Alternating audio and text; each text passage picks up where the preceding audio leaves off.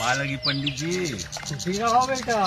पंडित जी 16 जनवरी को मुरलीका सिनेमा आते सरकारी धमाल, मैं आशीर्वाद ले लाया। मुहूर्त निकाले रहे हो बेटा। कैसे कुछ गड़बड़ है का? मूर्ख, जनवरी का महीना होता है देशभक्ति का और फरवरी का महीना होता है प्यार मोहब्बत का। पंडित जी यहाँ भगवान शनि पाजी का आवाज में किसी को उठिया थे? मूर्ख, भगवान पे शक करते हो।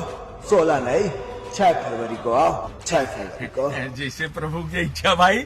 वैलेंटाइन के महीना माने हमार फिल्म सरकारी दामाद के महीना, तो 16 में से 1 हटाओ और 6 फरवरी के हमार सिनेमा सरकारी दामाद देखे लाओ। थैंक यू पंडित जी।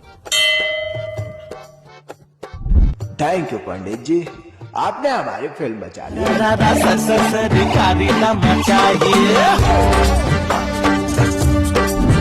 हाँ सारा सर सरकारी दाम चाहिए।